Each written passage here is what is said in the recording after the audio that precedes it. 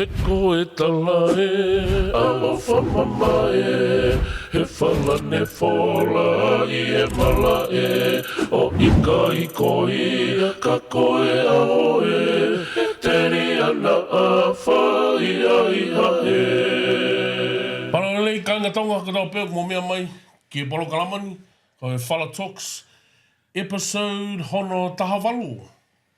Pas Yo. No more clapping from me. Oh yeah, why? Hope everyone's warm in that. Man. Hi everyone. Yeah. Hey, Isoa. Oh, fine, okay, I'll get clapped. Yeah. Oh, sorry, yeah. Congratulations, guys. We made it to 18 episodes. Well, it's cold out there, bro.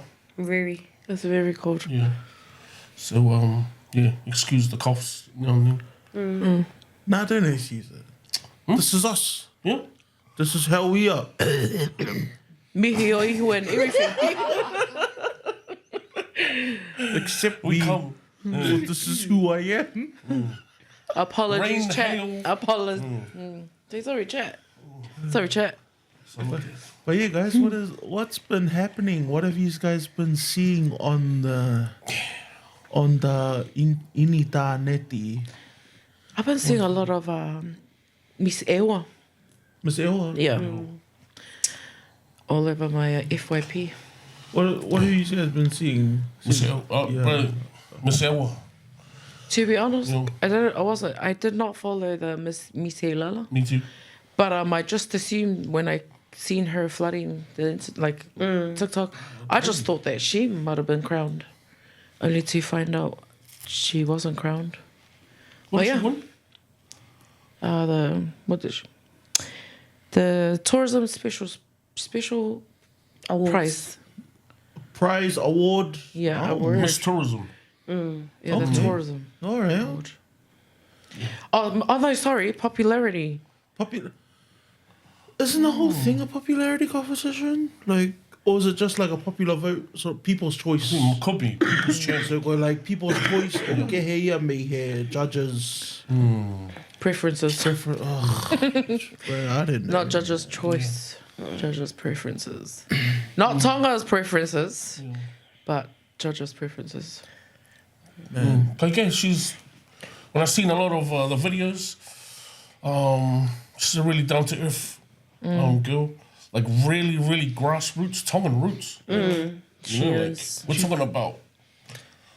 She may go to Ota. Yeah. You know? Yep. She may be climbing the trees. She is possibly gossing their musie. I'm telling you. Hele pelu e no. Oh, She's yo. That's her. she's push. Yo. You better say that nicely. She's possibly my cousin because I'm from Ewa. Yeah. Push. Go okay. Go I'm proud of Ewa. Yo. Straight gangs, eh? Like, That's what you call humble man, humble beginnings. Yes. So if you guys would have had were judges in the Miss Lala. In the pageant. the passion Passion. the passion would you guys have voted for her? yeah, Yes, I would have, absolutely. bro. I would have. Like I seen her talent, and it was like different from everyone's. Yeah. Yo, you got like ballerinas out there, and you got like I think the one that won it, she did a ballet, I think. But I don't know how does she want it then. Anyways, yeah. Did she But like I seen like ballerina talent and obviously a talanoa talent, I think, and a singing talent. But she did the. Can I just ask a question? Yeah. Isn't a talent something that you are good at? What are you alluding to, Mary? Like, isn't it something that you like? There are people there that knows how to sing, and they sing, and that's a talent. Yeah. It's like it's consistent. Yeah. These people cannot tell me that they do hula as a talent. yeah, I you know see what I that. mean? Hula. Like, or like ballerina. Ballerina. So you're saying that dancing's not a talent? it's a talent, it's a but if it's Do consistent. you guys not know how hard ballet is? That's No, hard, bro. but listen, how is it a talent? No. But listen, ballet, especially classically trained ballet, that is hard. That's how you know Isoa, I'll that's tell not you her this. Isoa, I'll talent tell you because this she right now. hit out 2-3 times. If you watch this talent, you'd be disgusted. Oh, Because so it's not ballet. Well, she was doing ballet, but she heck out how many times? I think that's a stage problem. They should have made sure the No, because that's what the footwear's for. there's that grippy. Bottom line is like the girls who did the talents, congratulations because it's hard to Put yourself out there. Yeah. But Elwa was different because she's showing She was the something. bomb.com. She's showing something that every girl is doing in their homes in Tonga. Yeah. Ko algo o female kai. Like I think her talent was going to catch a more. I think was it? Is that a talent? No, but I mean yeah. she was showing that's what she does. That's her talent. And talent is ko mea ko te patoi. Yep, I'm not good at. Not good at that. The best I could do to catch a moa is Itamo. eat the moa.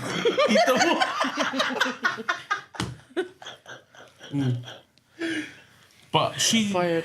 she's showing like that to the Tongan people, and I think like seeing that it's humbling. It's like, to me. Well, fair game, sir. I mean, because we see the Hey Lala as like this, Yo, top this tier. pageant sort of thing, and like these are girls that like do modeling and stuff, and then Yeah, like, see, that's cool. to hear that this is someone who's not afraid to Yeah. Be different. be I different. reckon she just came out with a whole different persona. Like her whole energy, her aura was just like Aura. very, very like, this is me. And I'm not going to align myself to fit criteria. And, but I'll do my best to, deliver. Kind of a person. And I think when she got asked to become Miss Ewa, I think she knew the possibilities of her not winning. You know what I mean? Like Yeah. because of how she was. She already like, but the fact that she was just excited to represent Ewa, Yeah. that's what pushed her. Like Motivated Yeah, her. motivated her to do something for her village. She did it authentically her. Yes. To be honest, she's short of one talent. I reckon. Thank you, Junior. We love you. Yeah, but it was refreshing also to see come out of the misi, Yeah. like Yeah. I think I've never seen that before come out. Hatako taha ulawa be or like go against and be different. The standard. That's good. But then you very say good. like she was the only one that touched base on the 4 pillars, eh? Yeah, she also talked about that. I think she demonstrated it too. Yeah. But isn't that overdone? Didn't they do the area? Isn't there someone who always does it? No, but it's just different. She was different. I think it's just different that came from her because she lives in Tonga. She wasn't trying to be plastic Tonga, Tongan. What's plastic Tongan though? Like your language, your talent, Tulu. your. So you're saying that Oh, see, if you're gonna ask another question, it's gonna revel onto something else. so you gotta say See what he's gonna ask. Stop it. Save it. no, I'm just saying. I think maybe my wording wasn't the correct wording, but You should know what she means. yeah, stop trying to challenge me, Yeah. man. Stop trying to That's make what it I'm here to do, complicated. man. I'm just what I'm here to do. Anyway, congratulations. Congratulations to Miss Ewa. Ewa. Miss Ewa. Can we also say congratulations to Samuel Matayele as well? Oh yes, on Yeah. winning the Dame Kiri Tikanawa Song Quest. Yeah. Oh, cheers. I forgot we had this button. But only you can hear it. Yeah, only I could hear Yeah. it. That's the problem. Yeah, so the 19-year-old, huh?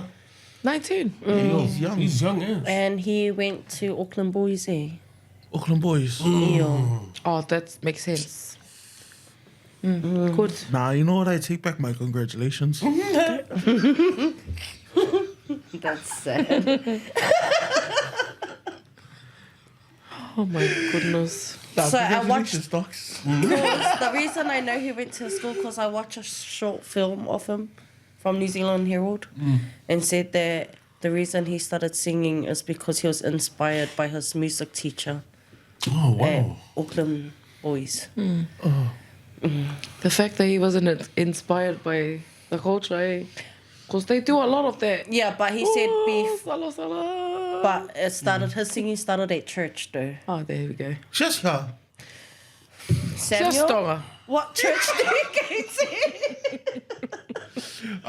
Yeah, so this is the same prize. It used to be called the Lexus Song Quest.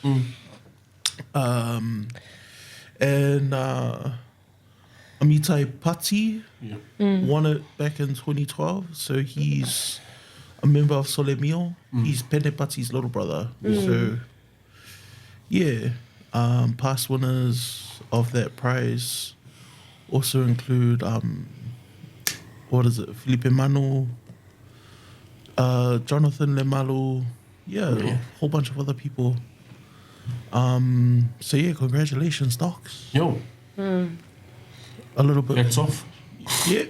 And go forth and be great. Yo. And see some mean solos. He'll probably be in the next play or something like that, eh? Bro, Musical. the thing is that we have so many. Yeah. The thing about opera and classical is that it's so vast. And that, we have, the unfortunate thing is that here in New Zealand is that it's so limited. Like, you've got to make your living and you've got to go live in Europe Yo, I know. and you've got to go live in the States. Yeah. And so that's like where people like Love that Telepati and stuff, they live in Europe for like most of the year and then they just come back here and see family and stuff. So it's unfortunate, but you got to do what you got to do for your art form. No, I don't. Because we just don't have the population here. Yeah. And that's where historically, that's where everything is. That's where yeah. No, yeah. Congrats to the man. There's a new seat here. I'm just adjusting to it. I mean, thank you for the new seat. I mean, that's nice. Sorry, my leg's dead. But yeah, let's do a sports wrap up as well. Yes, please. Daniel Tupou. Oh, okay. Daniel Tupo, 300 games Yes. for the Sydney Roosters. Yes, congratulations. Congrats to Daniel, King of the Air. King of the Air. Air Tupo. Yeah, Airway to bowl. Airway Tupou. Yeah, wait. Airway Tupou. Yeah, what? Make it, No. Exciting. different. So the Roosters won that game, eh? Yo, fresh, dude. Fresh too. It's against the Parramatta Eel. Oh, hey. Meta eel. Yeah, and apparently the princess was there. Yeah. Eel. And Prime Minister he was there too? made the scenes. Sure. Why are they? Ne me tuku atu e awhea e Prime Minister o langa atu haki, welfare i Tonga. Hagi food bank. Ew. But I salute you. Yo, they came for Jason Tambaloro as well. Sick. There goes another airfare. He's the king of the bulldozer, the Tongan bulldozer. I have never heard of these nicknames ever before in my life. Well, Neither. congratulations. I'm you've- telling you guys this. This is news to me. Thank you. Wait, ho vale pe ko whainga mata ko highway. Hey, Could be. He's thinking about it right now. Yeah, congratulations, Daniel Tupou. 300 NRL games. While we're still on Rugby League, congratulations, Lome. New South Wales Congratulations to the Blues. Yay. beating Queensland. congratulations, Queensland. Yeah, Not Queensland doesn't deserve congratulations. you deserve it. Yo. Congratulations. We're still like, All the congratulations to New South. All right, that's too much now. Congratulations. You know what, New South? You get one of these two. Yeah, New South. You win the series. And if anyone else on my Instagram friends or someone tags me in a bloody Instagram story about, oh, New South won, I'm gonna die you. Okay. Don't tag me in anything else again. Or next time I see you, I'll sit on your leg and your legs will go dead. I support that.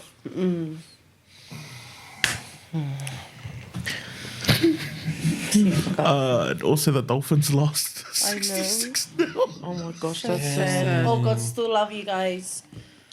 I only love Te Vitana o Whaho from Dolphins. yo, Katoa, And who's Kato? Isaiah. Oh yeah. But even though he's on 6-week stand down because of his injury. Oh, okay. So, yeah. And we'll make the quick change to Union. Samoa lost to Georgia. And Tonga lost to Spain. Spain's coming up though. Yeah.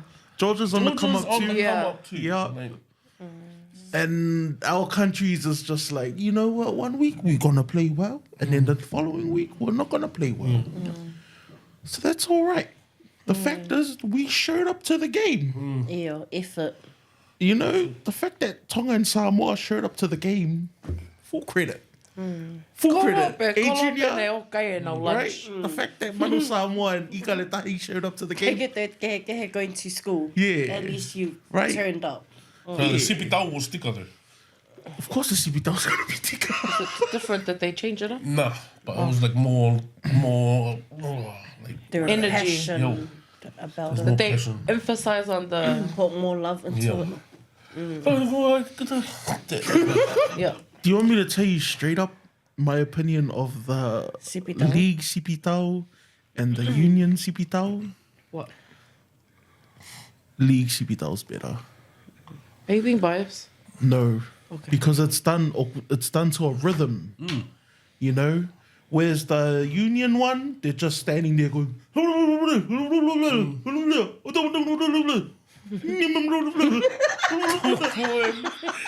Saya! Masi! But you can tell that it was made by an old Tongan Punake. right? The Tongan Igale Tahi one. Yeah, That's all they do. The Tongan, Because there's a lot of low weight. yeah. that's all they do. Where's the Mate Mate Matonga one? You know, With the beat. it's with the beat. Yeah. But the- Flow. That the- thing. Do Mate Matonga.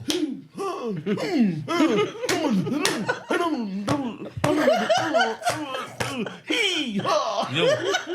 But the beat still goes in. But there's a beat, The right? rhythm. There's rhythm. But the problem with the MMT one, The Igale Tahi one. too long. Oh. Yeah? Sometimes Polyfest performance, too much.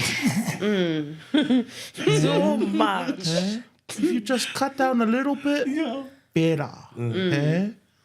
O se mea ia, hela ia e whanau ia he whai e haka, kei ke te iaha i ia ke vai. no energy to play because all the passion in the haka. No more passion to play. And then I was going to make over you. Yeah. And then they're like, bro, yo, where's the water? In the water now. Yeah, where's the water? Nah, we need the water with the special sugar. The special sugar. See? That's just my notes. But And you can whanau ke kau haka. Masi mai, tira inu ke tau inu. I mean, but I said the same thing for like some of the high school teams here Yeah. that do the haka. And I was just like, why is it like 8 minutes long? Yo. It's too much. But what do I know? I'm just a dumbass. Yep. One more thing, sports related. Izzy Stylebender's leaving CKB. Yeah. Good luck to him. Whatever he's up to.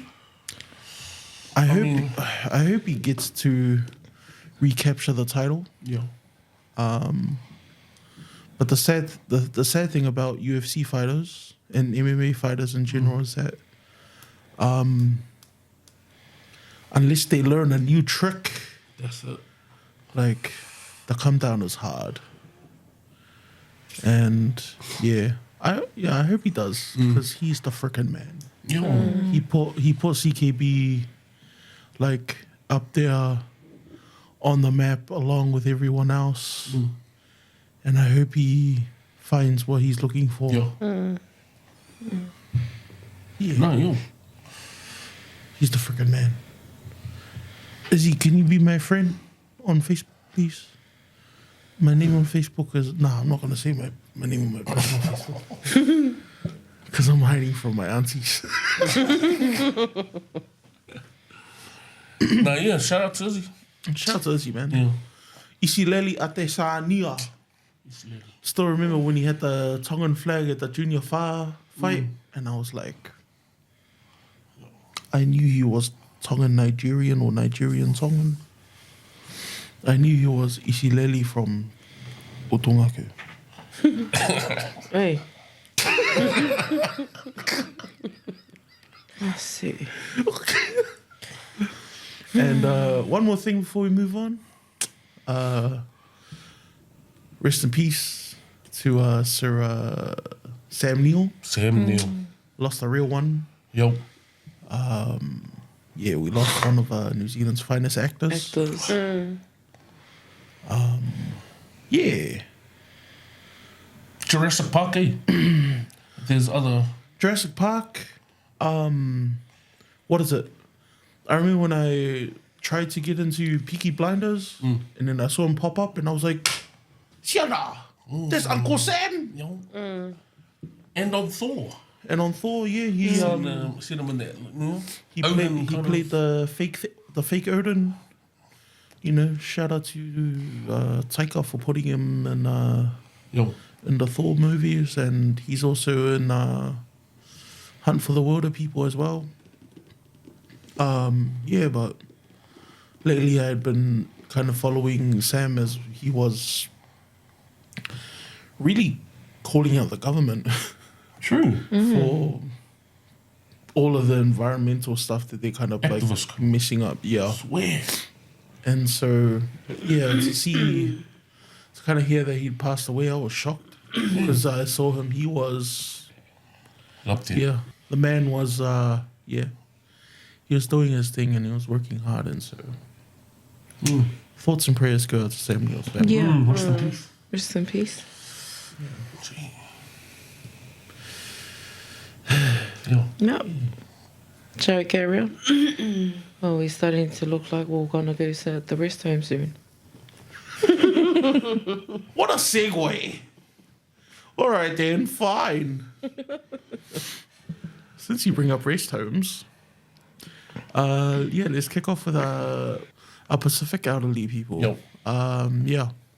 Pacific families say we honor our elders, but modern life is testing whether we actually protect their dignity. Yeah, some keynotes to before we carry on. Yo. Pacific elders, you know, as you all know, they actually carry our language and our genealogy Yep.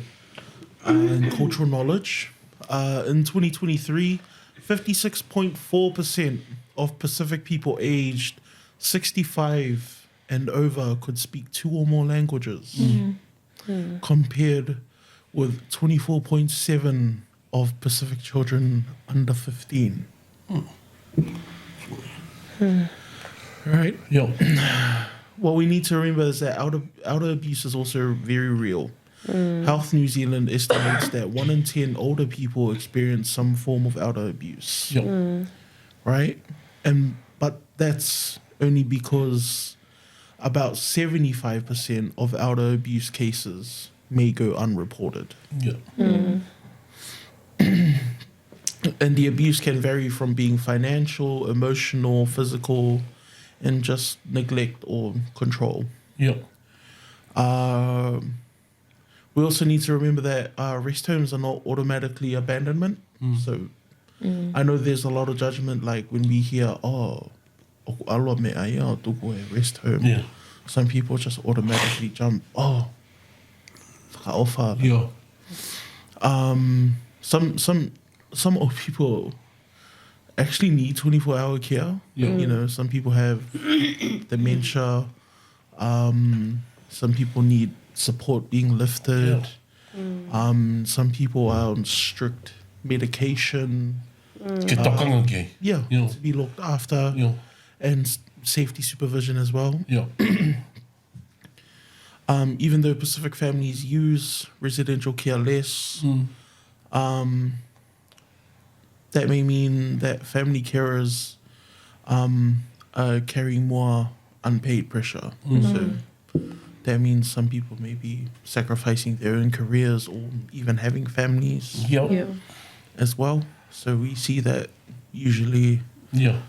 That wedge. that one person who just stays at home Yeah. and looks after that person. Yep. Also, there's one more thing is that multi-generational living hasn't disappeared as well. So that's really cool. That's a really cool stat that I found as well. But it is under pressure because of housing costs as Yeah. well, and overcrowding and work hours and changing family expectations. And that in 2023, 38.5% of Pacific people lived in crowded households. So that's a lot. That's a Yeah. lot of Pacific people Yeah. compared with the average 12.2% of all New Zealanders. So, guys, with our elderly people, just got a question: like, do we genuinely honor and care for our elders, or do we only honor the idea of them? I think we generally honour them. Honour our elders, just because of the upbringing that we've been brought up with, like loving our parents and loving our grandparents as well the same way. Yeah, and having a relationship with my grandfather was really, yeah, it was like I looked up to him, honoured him hard, and also being named after him. So, also having the opportunity to look after him. But we generally honour elders in that way. Yeah. Yeah, me too. Honour.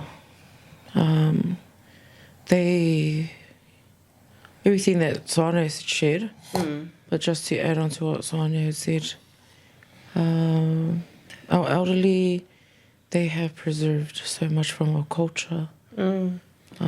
Family history, genealogy, language, untold stories that they lived, that, happened through their time and they've shared, passed on to us.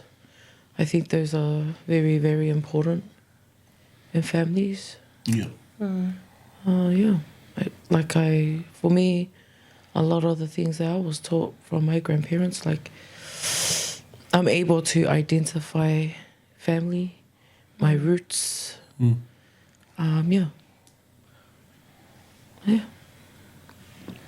So much love for the elderly. Yeah.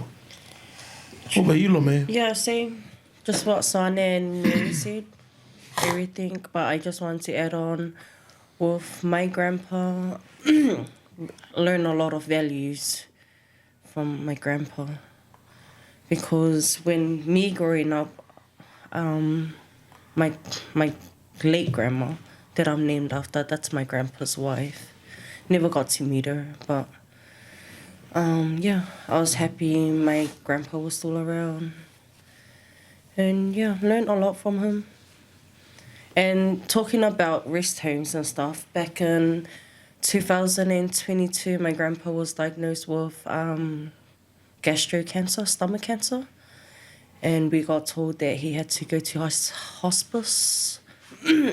So they told us that my grandpa had to go into there for them to take care of him. But I was the one that was like, no, I'll tell him my grandpa. Like, I'll drop anything and everything for my grandpa. And I did. Even left, like, liaki my kids. Not liaki, but, you know, I'll leave my kids at home just to do anything for my grandpa, you know. And for that, yeah, I was so happy I did that because my grandpa only lasted, 2 years? And then, yeah, that was the last time I see my grandpa, 2024. So, yeah, I was so happy I made that call, not taking him to hospice. So, yeah. What did you get me for? What do you think about it? What do I think? I didn't live with old people. Fair enough. But I am living with two people who are becoming old. And to see that happen in real time is like, is crazy. Yeah. Because I do find myself stepping more and more into the adult role. Yes. And I'm like, there was this thing that happened at church last month when my mom, like, sometimes she uses crutches, sometimes she doesn't. But I go man go whakatanga is that, and I'm exposing her, but I don't care. When she goes to church, and you'll see the saw as well. Yeah. When you come through, she never has the crutches at church. Yeah. Right. But from home to car, she'll use the crutches. But from car to church, and then church back to car, no crutches. Hey, like you know. She reminds me of someone. Yeah, you know, it's that fahinga, like that strong, like I ain't gonna use these crutches, you know, in front of people. Mary knows who I'm talking about. Right? And then like and then she's like walking from like where she sits to the car, and it's a bit of a walk if you can't really walk. And she's like, get the wing over, and then I go, and she's like, I don't get my me uppy. I should have brought the crutches from home. And I said, well, you should have listened to me. Like I scolded her in front of everyone. And these two kids looked at me and they were like, Isoa, you're talking like that to your mom? And I was like, bro, when you get older and your parents get older, It's like they're the child and you're the kids and you're the adult. Yes. That is so true. And like I just cracked up in that moment in time, but I was just like, this, like, there are moments in time where it gets like that, but I still have so much that I could learn from my parents. You know, So I just found that hilarious that their stubbornness, because I could be stubborn too, but the stubbornness of a child compared to the stubbornness of an adult is nothing. That's so true. It's like they getting younger. Their attitude, like the way they are. Yeah. And that's like my grandpa.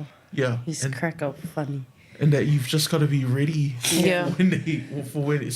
now. But you know, it's like they're like hot, and then all of a sudden bipolar. They're cold out of nowhere. Yeah. Yeah, and then you've just got to match their energy Yeah. as well. The way they are. Yeah. That is so true. Especially for those that that have dementia. Yeah. That's tough. I mean, my grandma had dementia before she passed away, so it was a lot of like, you know, adjusting to, you know, we weren't taught anything about it, or like, you know, at the time, I didn't take it seriously. But it wasn't until our grandmother forgot our names. And then would only remember like my little brother who lives in Australia, and the eldest out of all of our mokoponas. Those were the two names that she'd call out. Like any of the boys would walk in, and then you know, she's like, oh, well, calling out the eldest out of all of us. And then she'll just be randomly, like, you know, towards the end, she'll just lie there. She'll, you know, say, oh, I miss, you know, say my brother's name, and she's like, oh, I miss him, and all of that stuff. But even, you know, dementia is real, and if you don't have, if you're not educated about it, I think it's important. You need to be educated about these things because it's real, and Man, because it can be slow, yeah, and it can be gradual, or it could just... snap. Yeah, and she was like that too, you know. Man, she gave us like four different people in one go away. First was like smiling, but I was the least, and I'm named after her, right? She just probably seen some things that wasn't sitting right with her. She'll just be like, that era, you know, when she was in her prime, like a lot stronger. But then as she was getting old, I seen a softer side of her, which I was very, very grateful to be a part of when she was like, and I, you know, to everybody that's listening, don't take your elderly for granted. Yeah. Because you just don't know when you'd wake up and then they're like, they don't remember you anymore. And it's like, oh my gosh, that happened. That just happened right in front of our face. Yeah, so those are... So my follow-up question is, when does family care become control? Especially around like money and decision making?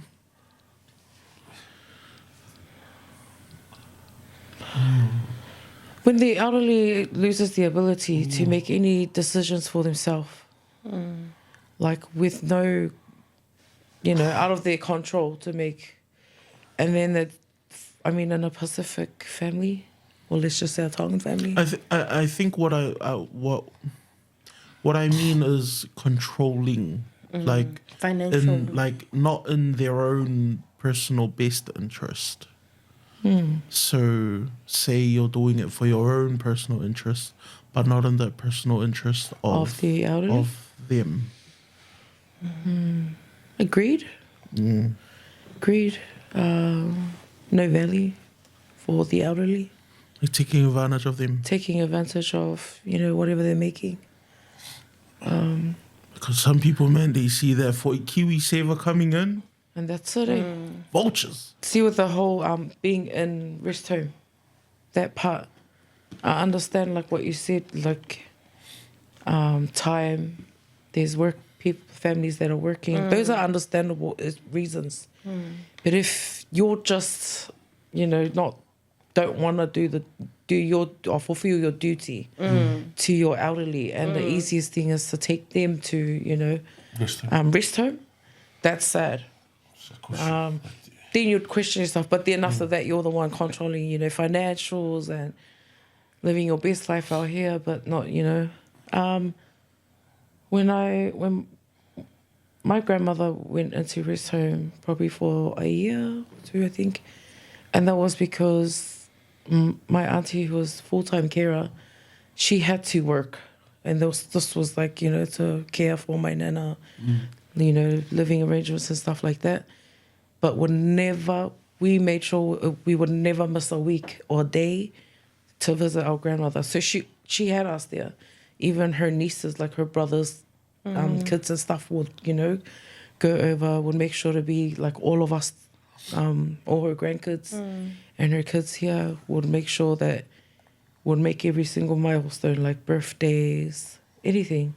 If we had something to celebrate, would go there to her to celebrate with her. But then being there, you'd see some of the elderly who don't get visitors at all, which is quite sad. Oh yeah. Yeah, what about you guys? I seen with my nan. My nan, she was basically just home kid. But she was supposed like don't really get like go to the restroom, but go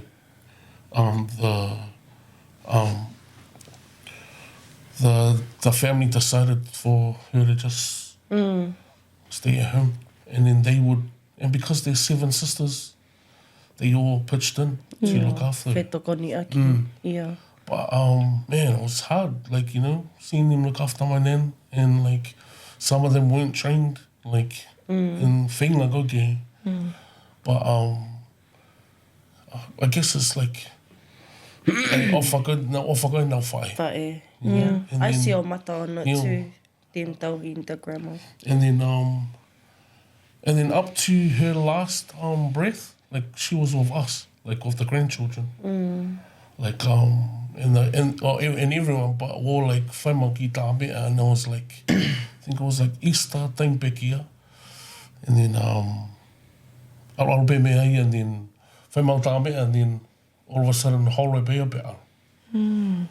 But you know, hats off to my aunties and that looked after me. And my cousin, he full-time stayed as well, and he worked a job too, so. But, yeah, it's hard work, man. Yeah. And it was like, we had to make it it was like a tradition for us to family, every Sunday there.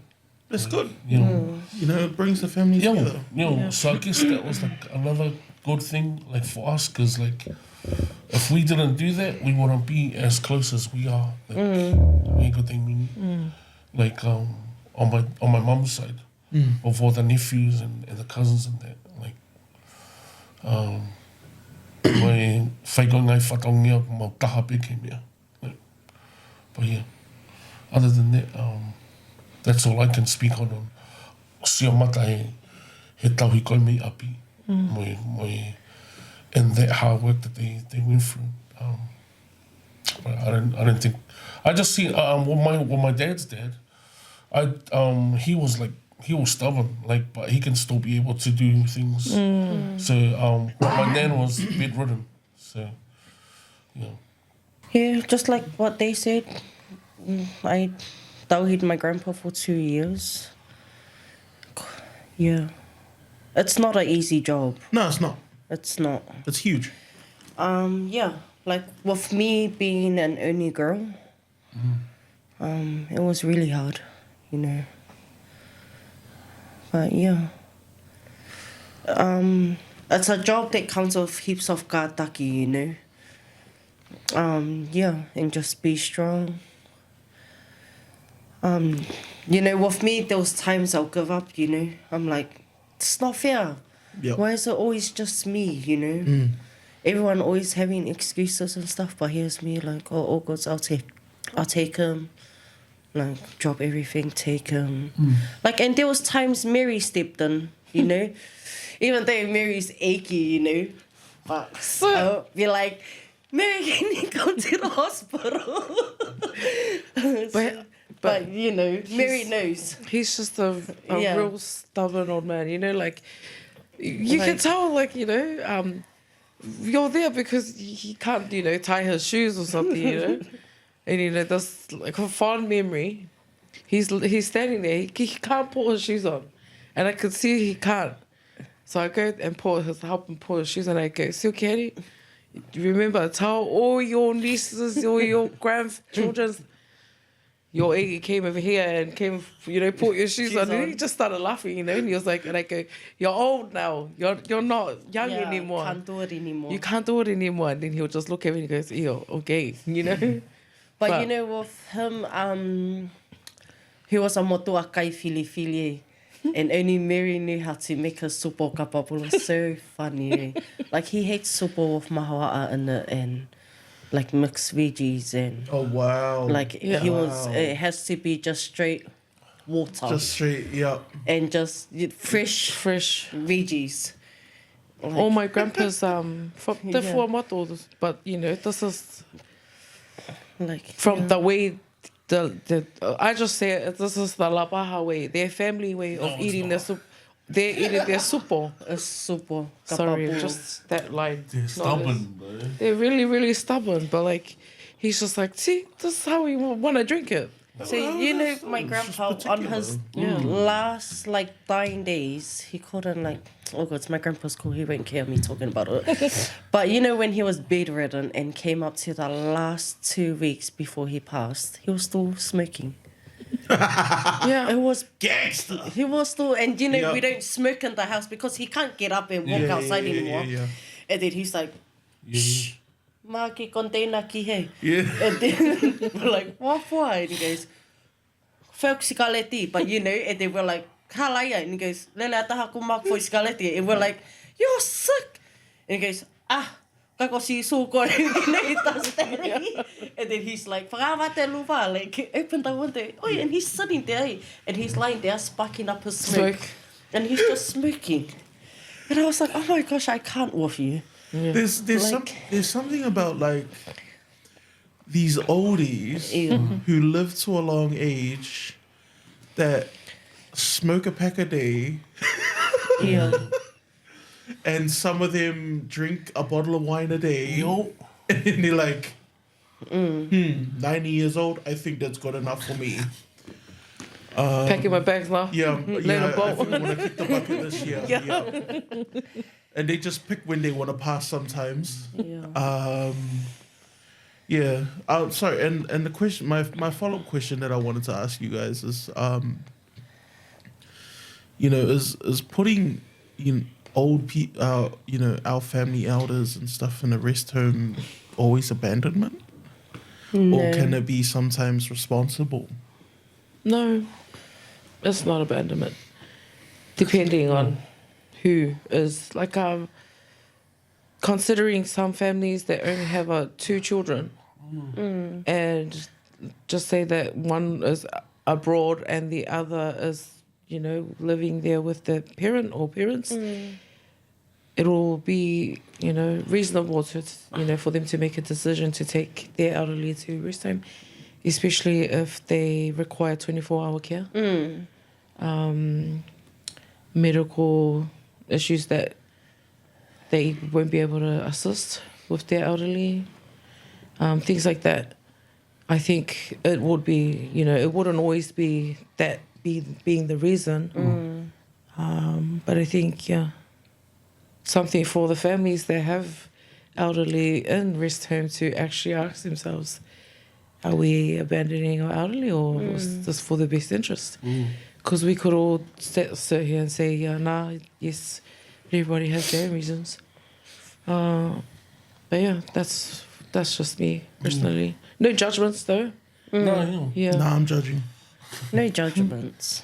I think I think in some situations where it's responsible for them to go there, because we're not healthcare assistants, and wainga he mea iho kake Yeah. o kake lava e Tongan medicine or Yeah. There's only so much Vaikita can do. you know what I mean, but No, all the different sort of ways. Oh, there's only so much Vaikita can do. that and the Tongan massaging and Yeah. you know what I mean, Yeah. Some of our whaito'os. Oh no, I have cancer. Come here, let me fota you. but O koe ki vai haka hea. I'm not dogging it, but but some of it's Being realistic. Yeah. being realistic. Yeah. They kind of need to go and Yeah. and like some of the people in our families out there are not qualified to be able to deal with the situations. Like, ngahi kiri mi moe mea. You know? But hats off to... Because I know it's hard for them also to see their loved ones inside the thing. And they try their best to, you know, to live their daily lives and still be able to toko e nau taimike, arosiki, to their loved one. And just adding on, sometimes their houses, the living adjustments, these, you know, you got to have rails in your showers, in your bathrooms, and like probably the stairs. They probably have a 2-story house and bathrooms upstairs or whatever. Mobility is not, you know, efficient at home, so they got to make those adjustments. Just put them in the garage. That is crazy. They'll put Goy in the garage. We will put you. But, you know, I think a big one you guys haven't raised is the fact that kids, Yeah. kids are freaking, they are harbingers of germs. Yeah. No, that's what. I was gonna touch based on that. Man. Depending on their situation, you know, that like what condition they're in, because I know with a lot of people, germs is a big like bacteria, easy to catch and stuff like that. That's why they put their parents in rest homes, or like they're either paralyzed, you know, don't have enough people to look after toanga e tokoni ke no hiki holo and stuff like that. Yeah, that's what I think. But with an easy situation like that my grandpa was in, it was easy to take care of him. Not like as nofo, but I mean, because there was no whaito'o to him or anything. He was too old. There was no treatment or anything. So they said just to put him in the rest home to tokoto to whenever his last breath is, it is what it is. And we're like, oh, he might as well just come home, you know. But I know for other families, it's tough for families. As much as they don't want to put their loved ones in there, but, you know, that's for the best. So, yeah. Okay. Last question. And this is just a question for grandparents who are a bit healthier. Do you guys think that grandparents are being expected to raise grandchildren while nobody cares for them? That's a hard one. You should care for them. I know this is hard. I know it would be hard to discuss because I used to be that child. Where it wasn't like I was conditioned to think that maybe my parents or my aunties and that would be the ones that had to take care of my kids, but they stepped in. And then I just, you know, allowed myself to be just, you know, take it for granted. So I would say, if you're that child like me, you know, you just know when to, like, don't be that. Don't be taking love for granted. Let your parents grow in their space and be old and embrace. But you know, there are times like when grandparents want to you know, look after their grandkids, let them. But not all the time. But don't expect them to. Yeah. That's not their duty. Yeah, I think, yeah. It's hard for me to talk about this because I'm in a little, like, in a situation. Okay. Like, the same thing. But all I can say is, like how Mary said, like, and how you said, it's not, don't put it all on the grandparents. It's not their job to raise your kids. But if they have a opportunity, give it to them. but it's not a full-time thing. Yeah. Ke tuku ho whānau, like kia nautau to raise me from, you know. Ke aluko party. Yeah. That's what that was. I mean, like, I'm embarrassed to say that. Like, But, yeah, I don't do that anymore. yeah. you didn't even have kids to start off with. I do have kids. My 2 dogs. Ko wapo tae o ki puli mai whahela ki a mum. But there's some grandparents out there that, bro, they enjoy it hard. Yeah. Like, Yeah. man, they love it. Yeah, And but I don't dog them about with that. But then, like, there is, like, some borderline Yes. thing that Yeah, they need to... true. they still need time No, to no, themselves, no. you know. Yeah. How about you, Lome, before we move on? Yeah, same. You still reckon... Yeah, let your parents breathe, guys. Let them grow old. Freedom of space. Freedom of space. I love that. Freedom of space. No, yeah, my mum was those grandmas. She loved her grandkids. She loved raising them. Them, yeah. Everything, my mum's world was her grandkids. And even if I was to go over, I'm gonna, and she's like, no, like, Yeah. that's what they chuck at me, you know? And I'm like, all right then, I'll just go back home. So I'll just get in my car. But don't be like me, guys. Don't be sad. Pick up your kids and look after them, you know? That was your mom's job, looking after you. So your job to look after your own kids. Do you know you're saying all of this right now? My ears are ringing. So, yeah. My ears are ringing. So, yeah, my poor mum, 1 year already. So, yeah, my kids miss my mum more than me.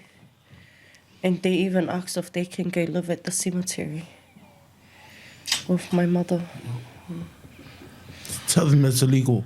I know. No, it's the, can we go sleep at Malai? No, we cannot, but maybe at Christmas. So, yeah. Yeah, nah. You know, my mum, she wants a baby in the house. Because our house is filled with old people. What the hell old are you? Not old enough. Not 30 yet, but he is, if I'm 33, he's 28. So the youngest person in the Youngest house is is 28. 28. And I keep hearing my mom go, we need a baby in the house. And I'm like, hell no, we don't need one of those things in the house. And I think that's her hinting to me or that guy to run off and get married and have a grandchild. And I'm like, Yeah. bro, I didn't have money. I barely have money to feed the dogs, let alone responsibly bring a human into the world. Do you just touching base on like the last question. Some grandparents do have no choice but to raise. Yeah, they Yeah. do. Yeah. Because parents are nowhere to be seen or found, or Parents are useless. yeah, they're in situations where it's just beyond. And like, man, big ups up to to them. to the grandparents that actually step in Yeah. to take care of their whānau, like, you know, because these kids, if they're under the the age, they could just get lost in the system. Yeah. But, yeah. And a lot of times it is better to stay with family than Even to... Yeah. I have auntie and uncle. They're really old, not really old, but they're like just around 60, and they still look after kids from like foster care, like from the system. Man, that's... So yeah, big ups to my auntie and uncle. Not gonna mention any names, but yeah, Nah, mention names. no, because I might get sued. Because you might get sued. She's gonna be like, "Come in, I can't be. Why are you exposing me wrong?" No, yeah. Ah, yeah. But yeah. Value your oldies, guys. Yeah. Anyway, moving on, guys. Moving on.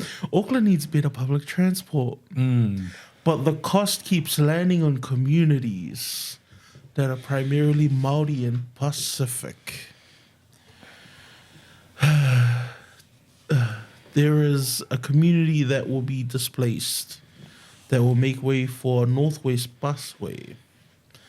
Te ara Hauaro, the Northwest Busway is planned as an 18-kilometre bus corridor from Brigham Creek to the city. Around 240 properties may sit within the project footprint, and around 30 homes on Ivanhoe Road, Grey Lynn, are expected to be affected for the Western Springs interchange. So that is like, yeah, I know where all those houses are. Tiki Launes, that's Shifu's dad, one of the Polynesian Panthers, and other families see this as repeated displacement, and it's not just one transport project. Graylin, and just remember that this is just a reminder that Graylin, Ponsonby, Newton, and Freeman's Bay were once Pacific communities, and that in 1971, Ponsonby was described as a little Polynesia, with 42% of the residents over there being Polynesian or Māori. And I just want to remind everyone that the issue was not, this is anti-busway or anything. No. But the issue is who pays the social cost of progress, because it seems like it's always us. Okay? So I ask you guys, can we support better public transport while still challenging who gets displaced? Because it seems like the people who always gets displaced is always brown people, but it's never the rich people. And it's unfortunately going through where those old flats are. Yep. So like that whole hill. Yeah. Yep.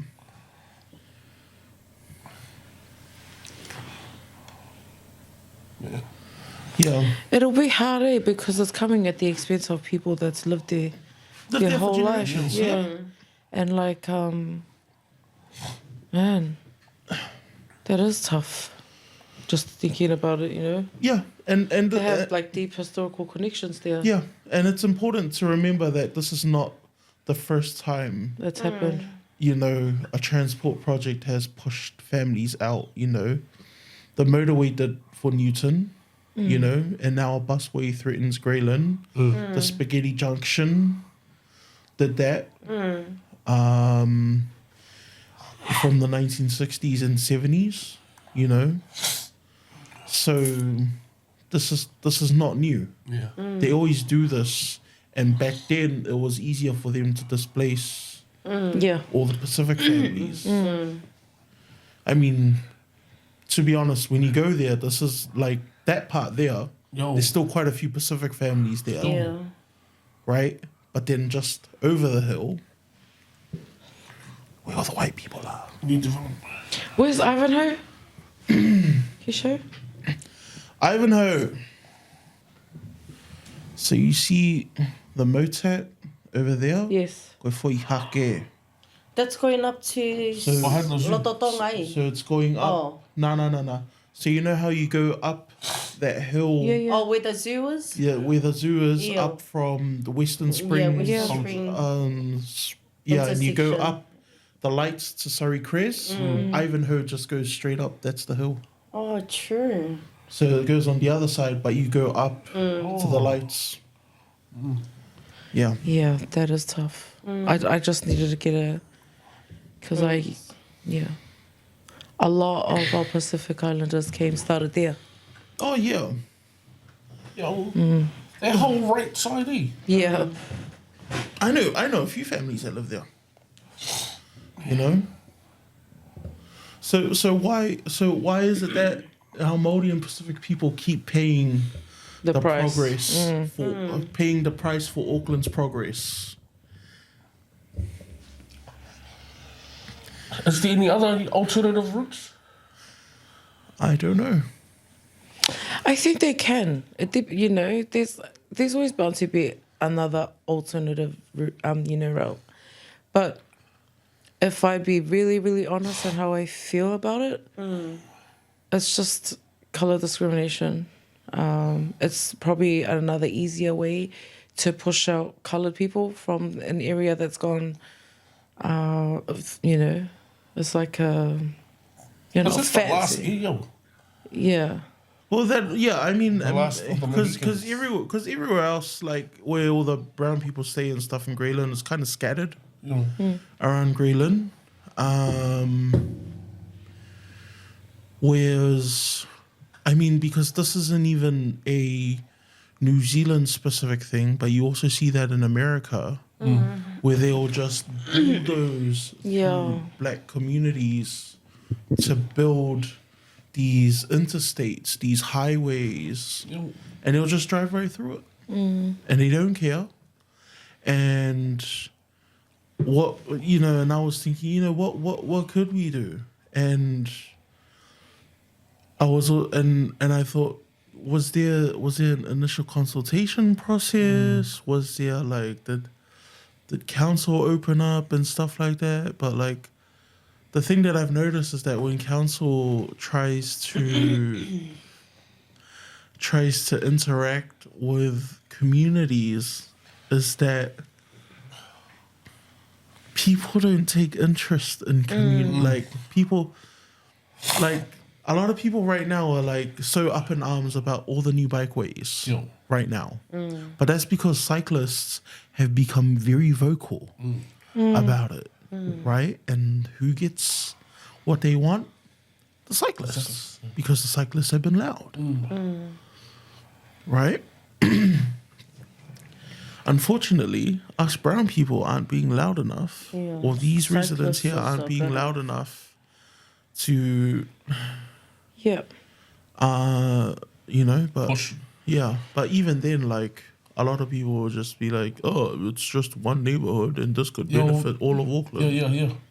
Yeah, I think it's a give and take situation then, because then sometimes if you be real, some of our Pacific Islanders sleep on these kind of things until it's like knock knock knock, you have to get out. It's too late. You have 2 weeks to pack Bring and up go, the- and then they'll be like, when was all of this? Like, oh, we sent out notices. Yeah. We did inform, like Whatever. there were community meetings and stuff Yeah. like that. And then they'll turn around and buy the property at like a really low ball price. How am I supposed to buy a new house for my family if Yo. this is the price you guys are giving me? Like, hell no. Yeah. So my follow up is like, is the consultation process even meaningful if these outcomes- families feel like this outcome's already decided? Go hi, like what's what's the the point? topic? Yeah. Hi point. Yeah. True. No, there's a lot of houses in Mangere getting people moving out because it's getting like it. Is that because they're getting busted down so that they're building new homes? Yeah. Yeah.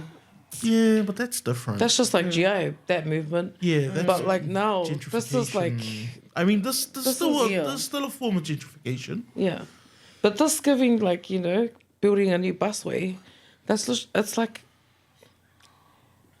it's not so much like consulting them and be like, hey, you can make your voice heard, but your opinion doesn't really matter because we need to do this kind of a thing, which I think is unfair for the families. They have to. And I've said this for the longest time. And whoever designed Auckland City, they didn't think about future-proofing the city at all. Like, did you know that the Auckland Harbour Bridge was only supposed to be temporary? Yo, I heard that. True. Yeah, it was only supposed to be temporary. Okay, so explain. So right now, the Auckland Harbour Bridge right now is about 20 or 30 years past its expiry date. Yo, And Yeah, they're still driving. and it's still being used. and it's still getting ngahi. Yeah. So supposedly by now, we were already supposed to have a second harbour crossing and a replacement for the harbour bridge. True. That's what happens when you don't invest in public infrastructure and plan for the future. Yeah, and it's all frustrating because then you see stuff like this happens. Is that they'll just be like, oh, there are these communities who are living there. Nah, let's just bulldoze through. No, like that's not the idea. Why not work with these communities and make public transport like better access, like easier to access, because it's a freaking nightmare.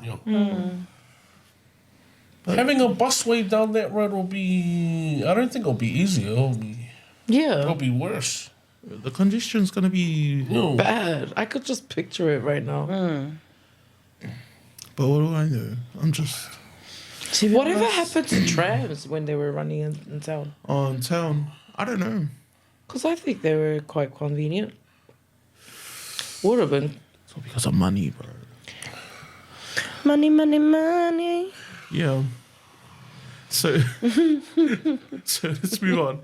You know, because this story here is not so much, you know, we hate the busway. It's more or less like, bro, these families here, what are we going to do? It's a human cost. Right? What does Auckland lose when these last Māori and Pacific families are pushed out of Central? History. History, yep. And what they built there for the community. What they grinded for. Because you look at a place like Greyland, you look at a place like Ponsonby, you look at a place like Newton, and you see all of these Samoan, all of these Tongan, all of these Niue, and these Pacific churches, right? Yet you don't see many of our people. The last remnants and the connection that our people have are these churches. Yet there is this community here, all these people who live there who are being threatened to be kicked out. Yeah. Kalafofoanga. Kalafofoanga started off there. Oh, real? Yeah, in Ponsonby. In Ponsonby? Yeah. There's a story about it too on and Kalapa. They didn't just, have a home opened for Kalapo or anything like that. It also housed a lot of, overstayers. They housed people that, were unfortunate to have any family. There was so much there. And I know that a lot of Tonga, like the Tonga community story started from there. The backyard of it. I know the church that I grew up in was the first church in Tonga. The first Tongan church built here in New Zealand before they started branching out. But there's so much history and there's so much culture that was weaved in everybody's life, and just there. So it's quite sad that this is happening out there. And I'd be, and it's hard not to talk about this and not, of course, talk about the dawn raids. Yeah. And to talk about the Polynesian Panthers, talk about the hard work that they do, and continue to do. Like, Tiki Ness is still advocating in his age, and he still has to struggle against the system. Like, you'd think that, okay. Aussie. You'd think that for the most part, the dawn raids are done, even though, right? I don't know. Right, for the most part, right? Here he is, still showing up for his community and for his people. Because, this shouldn't be happening. And the work, and, just like Kirby said, job's not finished. People need to get behind them, bro. Yeah. Get behind them. Not Stand enough- with them, yeah. Not enough people are talking about it. Yeah. It's probably not getting a lot of advocacy too. Like I said, there's a lot of Pacific Islanders sleeping on this. And I know, like, work, people that, grew up or lived there, their job is based up there. They live all the way out in South Auckland or wherever. They still travel out there. And I know a lot of, like, even churches, for people that have churches out there, they're still traveling out there for their church occasions and service. I mean... Yeah, all the churches are still there. People just can't afford to live there. Yeah. Come and go. Yeah. True. And to think that, like, those areas were a lot cheaper with housing back in the day. I mean, that's what they did. Like, they came in, raided our families, kicked them out back to the thing, and then bought the properties back and jacked up the prices and sold it off to white people. Bruh. And now look at where we are. Houses are expensive right now. Yes. Really expensive. But they bought them for cheap Yeah. back then anyway. I really hope that there is a compromise that comes to this, and I hope that not one house gets bulldozed. Yeah, me too. Yeah, true. Yeah. But yeah. Should we move on, eh, guys? Yeah. Do you guys know that there's a 10-year Pacific Rugby League partnership happening? Seen it, bro. Heard of it? I haven't heard it.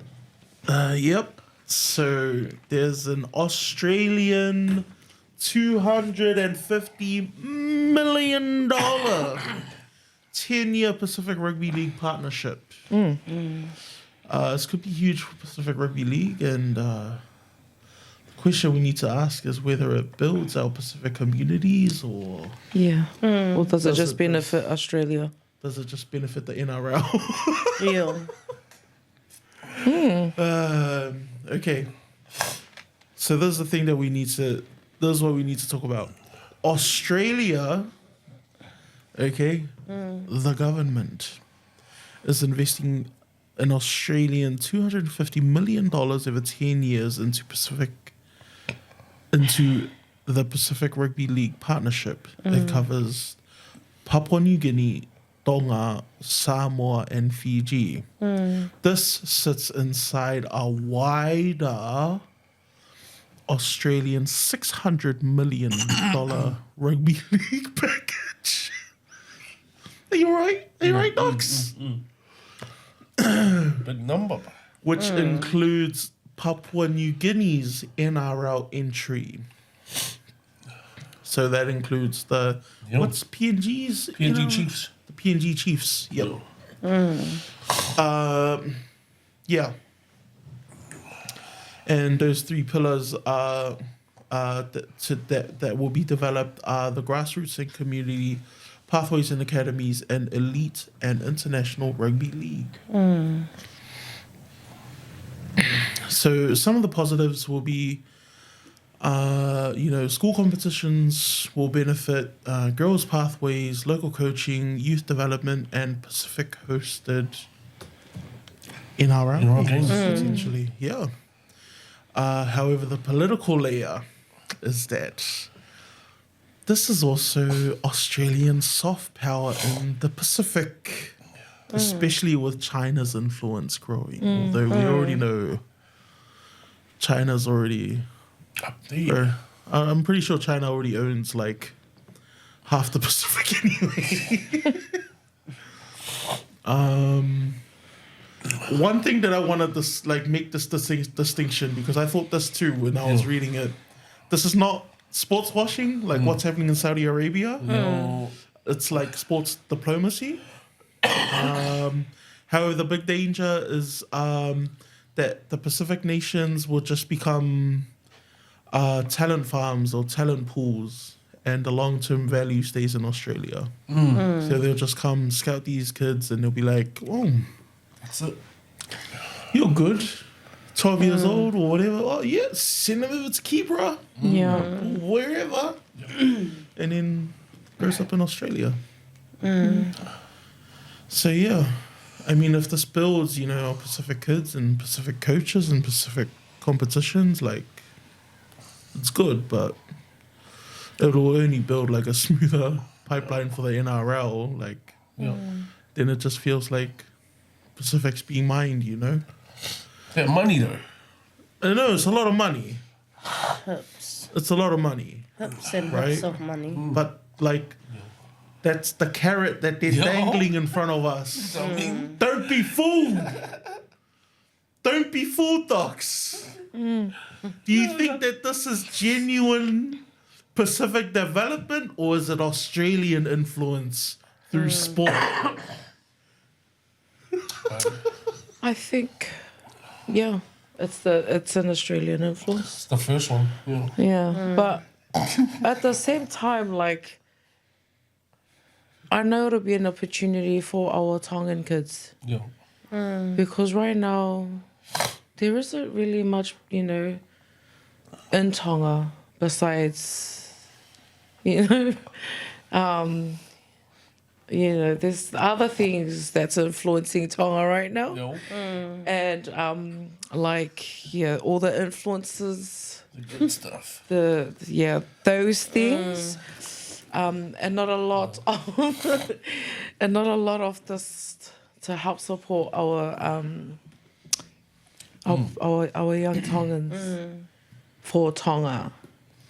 And I think, if anything, if Tonga takes this and they take that, I think they should have a community discussion on it. Like, they shouldn't just leave it to government to decide and NRL. They should really get community coaches, players, administrators on board to make decisions, and, like, instead of just thinking about what they think is needed, and, like, hear what the actual, like, people that's actually playing the game and the coaches and programs, or set up programs to help prolong it, instead of just, here's the money, and then they come, and then, you know, like you said, a sports farm. Then they just come pick which one is good, and then they take, and then after that, where's the money? Well, what did you use the money Auntie for? Julie put it in her pocket. Go, you guys talk about what you guys think gonna happen, and then I'll tell you guys what I think is gonna happen. Because I honestly That think, is wonderful wishful thinking, by I the know, way. that is my wishful thinking.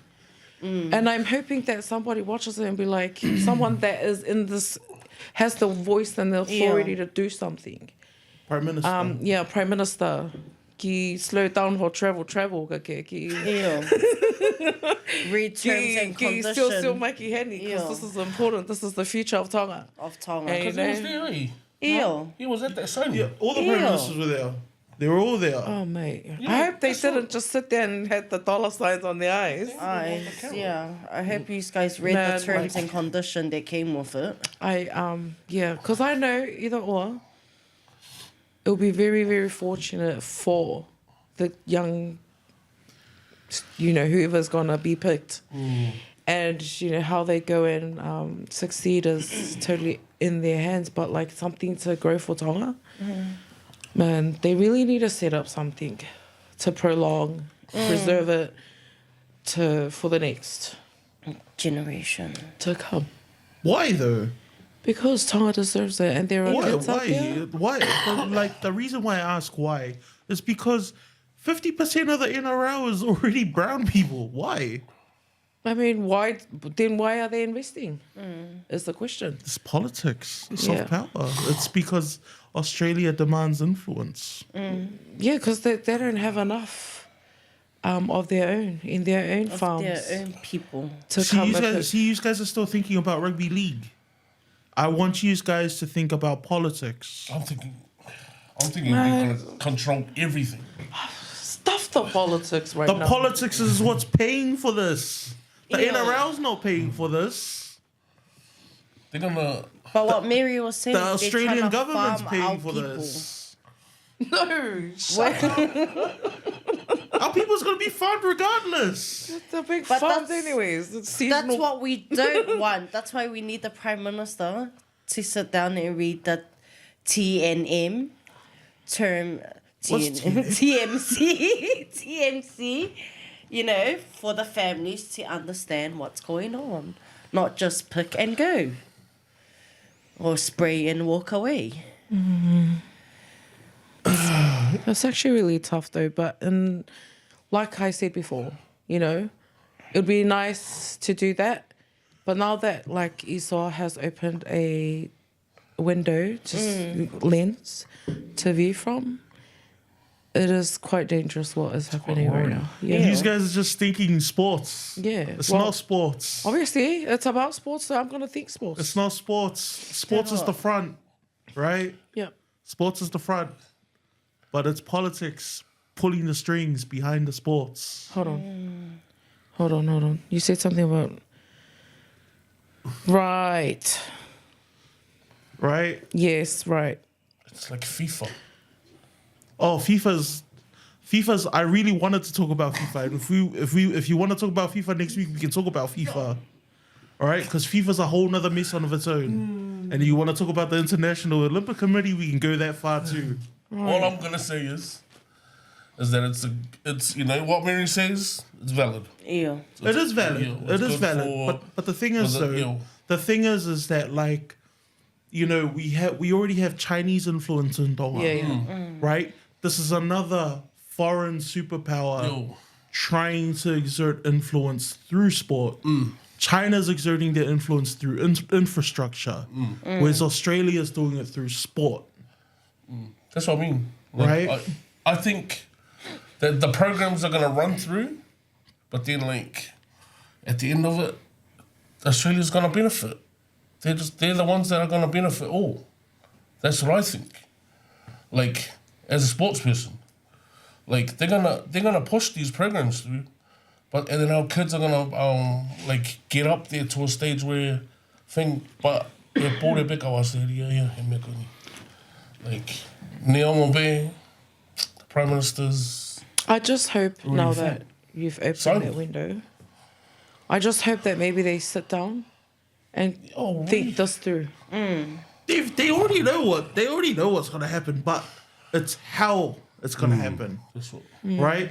Because this is the two different ways that the Chinese diplomacy and Australian diplomacy is happening, right? Chinese is very hard. Infrastructure, we built that, we gave you this, you guys get that. Australian, arts and culture and sports, right? Their influence is a little bit softer, but it's like, yo, the spirit of Tonga is through the sports, through Matema Tonga, through rugby league. So the influence of which one do you think would be better? None. That's the question. See, these are the questions. Because all of this money always comes with strings. All of these buildings Yeah. being built always comes with strings. Yeah. that's 600 million ones. I don't know. Do you know what? This I want to say this. Don't be a muppet. Don't be controlled. Too late. Tonga. He's already been signed. Did he sign? Already been Who signed. signed bro. it? The Prime Minister, They all signed it. Fiji and everyone. Because they saw the dollar sign. The thing is, though, is that do you go with the devil you know or the devil you don't know? You know, that's the thing. You know, there's I just don't go with any deal. you know, really, it's a big game of chess between all of this is a game of chess between Australia, between China, between America, between Russia, and the unfortunate reality is that Samoa and Tonga and Fiji and PNG, we're just pawns in this game. Right? But the thing is that we all have a vote in things like the UN and all of that stuff. And so they're trying to court our votes. I see you. Shout out to my brother snoring in the background. He's tired, guys. He's tired. Anyway, should the Pacific nations take the money, but demand stronger local control. That's it. Yes. And what would that local control look like? What you had mentioned earlier? Yes. These guys all look like you guys want to punch me in the face. No. I reckon, like take the money, make, like what Mary said, programs, infrastructure, gyms, everything, that kind of stuff. For Fix Tonga. up their favour. Yeah, Del Favour Have needs another Del Favour. Yeah, and it just needs fixing, There's so much they should, Have another number one field. have a, A league long-term field and a capacity reunion. building. Yeah. And that way, it's not like just a short-term funding kind of a thing. Ew. Because, and like I said before, have other people, not just, have the community on board. Because if not, it's just, we already know what's going to happen. What about making Del Favour broadcast ready? Yeah, even that. Yes. A lot of things. Okay. In an Gears. actual league field. Ew. And actually cover properly, Like a league field. Yeah. What's wrong with just having... Because everything gets done there. Athletics, everything. Yeah. Just under one place. Okay. But if they're going to, have that money, bro, make a indoor field. Remember, this is 250 million over 10 years. Right? It looks like a lot of money. But it's It's not. really not that much money. To stretch. Right? It's not that Yeah. much money. I mean, So what? So only 250 to split And it's a month 250 mil to split amongst everyone. on so the it's- 10 years. Yeah. So it's really not that much But that's... money. Let's go and have a look, eh? There we go. Yeah. Nah, I don't think it's worth it then. And why are they signing? Ew. I mean, right now, Tonga's doing absolutely fine without it. Are they though? No, they're not, but they don't need it. Because right now we've If they do sign- we've spoken about this in the past. The current Tongan Rugby Union Yes. Board is run by the NRL. So that's So only imagine, 25 million just a imagine year. if they have that bit of money. Is it going to change anything? Who knows? But if they do, If how you much is do, please fix the airport first. how much is it, Lovely? Ask China to fix the airport. China would fix the airport. 25 25 what? mil. Oh. China would fix the airport though. Just saying. but if they do take that money, right? Because They've they've already already taken the money. So there's the signing that's already been done. I only can hope that they do something that prolong and preserve for Yeah. the rest, like fix Del Favour, there's heaps of stuff to do. Build programs. And in other Courses. way, hopeful that there are Academies. Yeah, young academies. people out there who are under the influence of methamphetamine and Nah, that's gonna be beyond the spoke of it. but I mean, like, they could help them get off Sorry, scope. get off all of that. Get off the streets. Come over here and invest your time and your talent in something that's A lot of it's not gonna. It's not gonna be like. This is gonna Fix be. the fix the food, the what do you call it? What's it? Blood bank. Blood bank. For the players. Because if someone gets hurt and they need a blood transfusion, where they gonna get the blood from? Well, that's for the government to fix. This is just for rugby league. What for the rugby league player? This is just for rugby league. Sorry. Yeah. What about the players? Sorry. This is just for rugby league. yeah. Well, Your don't blood even bank. say Your healthcare. Your problem. I just think it's No, just that's everything I'm saying is ridiculous. just hopeful wish Ew. and wishful Just thinking. hoping. But like Tonga, do better. for Tonga. Like just do better. Not put it in your pocket. 25 million's Not, not that much money. Eh? It isn't. It isn't. But I mean, it's Use enough it to wisely. do something. Yeah, it can make a change. I mean, It can make a lot of change. You know what I'd do if I had 25 million? I wouldn't tell anyone. I'll do a lot for Tonga if I did. yeah. I just hope that everybody's in the But, light of the Lord and my lord to the Prime Minister to Yeah. Off a bear. Yeah. If I bet you did it for a good reason. Last question on this before we move on. Could this hurt rugby union? Definitely.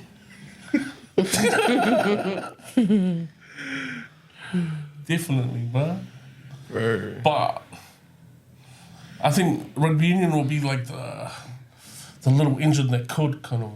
That's crazy.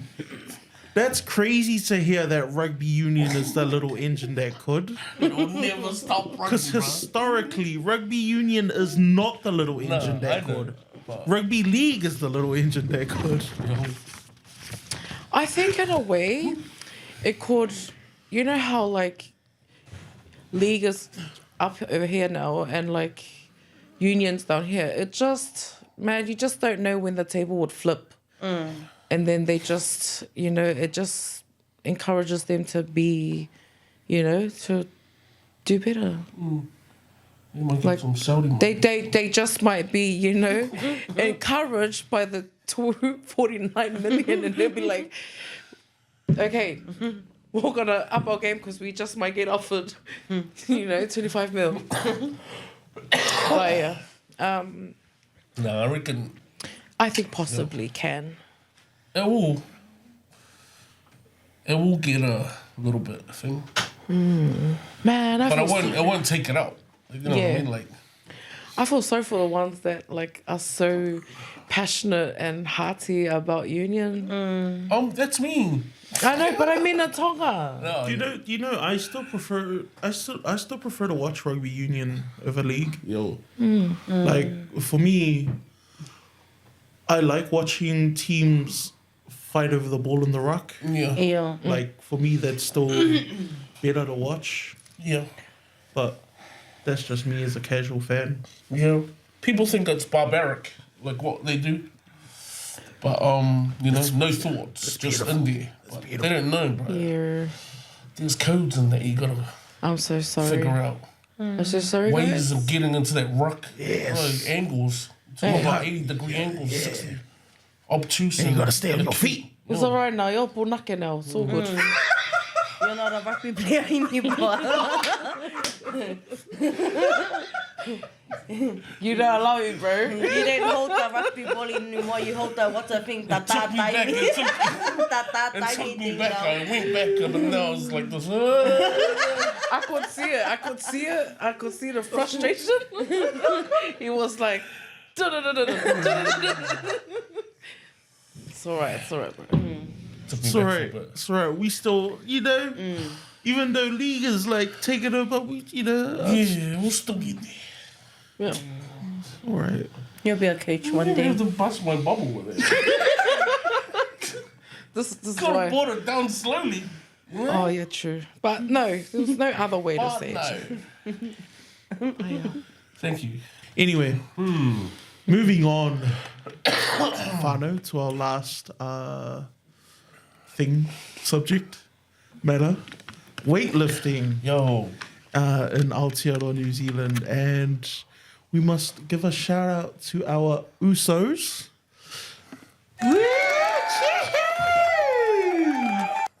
Samoa showed in 2010, at the 2010 Commonwealth Games, that Pacific athletes could dominate weightlifting. Who knew that our people were so strong?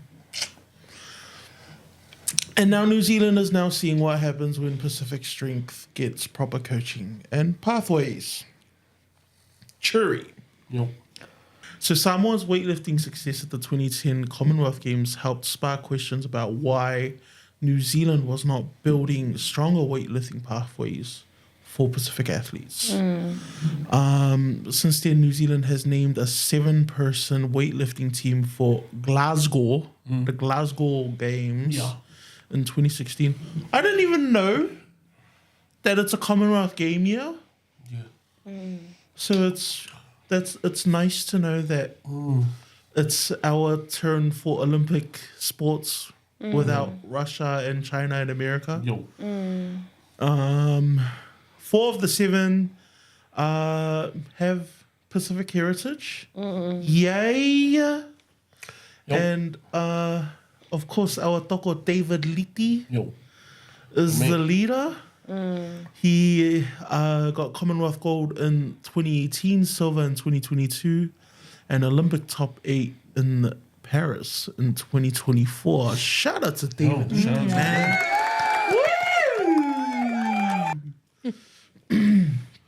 New Zealand women's weightlifting has grown the fastest.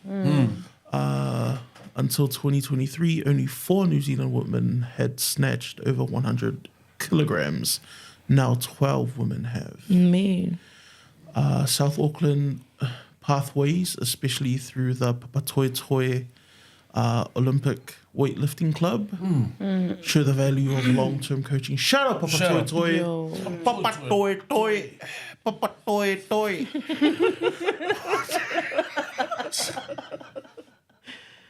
What? It's my favorite song. However, the risk. Yo. we shouldn't just reduce Pacific athletes to big, strong bodies. Because weightlifting is very technical and disciplined. All right? Because our Pacific strength is always there. Yeah. The difference is that what happens when someone builds the platform. Okay? So my question to you guys is, why are Pacific athletes like primarily pushed towards rugby and league when there are other sports like weightlifting that might fit them too? Just as I was brought up with it, like it's something that was part of the country history, rural rugby. So yeah, Rugby. rugby. A little bit of ragga. Yeah. But yeah,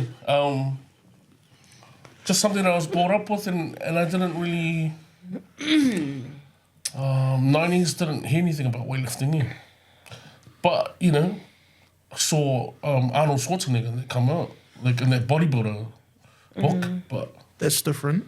you know, Before we even carry on this conversation, so there is a difference between Olympic lifting, which is what this is talking about. There is a difference between that and powerlifting, which is not in the Olympics. So powerlifting is primarily split between 3 lifts. Yeah. So that is bench press, deadlift, and squat, and strongman, which is completely different. So that's the Arnold Classic and all of So those this is juiced purely up people. just weightlifting, right? So this here is clean and snatch and all that stuff that you see at the Olympics. Which is weightlifting. Yeah, Big Olympic thing. weightlifting. Yes. Okay. Yep. Yeah. No, yeah, I never saw that. Dogs. All I saw was like Arnold being muscly. Yeah. In rugby, that was it. That's probably why I didn't do Si whakaofa. I think it just didn't get much media attention. That's right. Yeah. Because you only see it during Olympic year. Olympic, eh? yeah. And like for like the other sports, the ones that you named, because it already has a high profile, and like most kids growing up would only be, because we don't have that at schools. So the influence, where there's an open door for that starts at school, clubs. We don't hear like weightlifting clubs. Besides now Papa Toi Toi, so shout out to Papa Toi Toi. But I mean, those are probably the obvious reasons. Yeah. And yeah. And I remember watching the Olympics back then. It was either sometimes early as in the morning or it was late. Yeah. Like, and then like Yeah. and weightlifting never came up at that time. I think the stuff that I would watch was either long jump or basketball or high jump or sprints. That was it. So just the athletics. I think so. Yeah. I never saw anything else. What year was that, if you could remember? It was in the 90s. 90... Like 96? Yeah. So like the Atlanta Games? Oh, okay. Yeah. Yeah. Yeah. But then he had always like Rugby, Bledisloe Cup and that coming on Oh, well, in the household. That's different, though, Yeah. because Bledisloe Cup is targeted towards us. You know, Bledisloe Cup is always Australia, New Zealand. No, I mean like rugby came on, like that was broadcasted harder. Yeah. Like I mean, it's part of it's back then it was a religion for us. Whereas back then weightlifting was seen as a little bit more niche. You know, whereas now there's a niche for everything. Yeah. You've just got to find it. Yeah, I mean, because now they're not only weightlifting clubs. My mate has a strongman club. Yeah. Yeah. They train all the time. There are wrestling clubs. So there's not only just, and within those wrestlings, there's Greco wrestling, there's Brazilian Jiu-Jitsu, there's professional wrestling. There are all these different types. You've just got to find it. Yeah, I think it was just lack of opportunity and understanding back then. These guys, yeah. So, what do you guys think Samoa what did Samoa understand about weightlifting that New Zealand took longer to recognize? I think they invested because they saw potential. So they invested in coaching and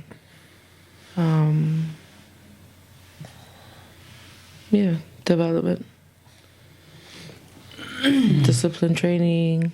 I could only imagine it though. The kind of the training that would have taken place there. But yeah. But they did show they're a small nation, but they did it really, not like wait for how long. A lot of times it just takes. The unfortunate reality is that it takes, especially for here, it takes for us to be like, why is Tonga good at that? Wait, we can do that. Oh, why is Samoa good at that? Oh, wait, we can do that. Yeah. So a lot of it is reactionary. First person. Oh, we've got the talent pool to do that. And so now, weightlifting New Zealand has found himself a gang of Tongans and Samoans and Fijians. That they've just been sitting, they've been going to the gym every day, just doing this as a hobby.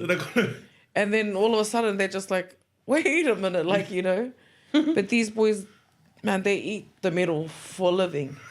Yeah. And they don't even know, they munch this easy. Bro, if you guys watch David Litti train, bro, that boy, man. Have you seen the video of him lifting up this truck in Tonga? What? Oh, no. Yeah, bro. So, mahalo nai whenga, yeah. What is it? One of the tires popped, and what is it? To be honest, it's not a massive truck, but it's still a vehicle. It's still a truck. And the driver was like, "Oh, I don't have a tire jack or anything." Yeah. And he just goes, "Oh, yeah."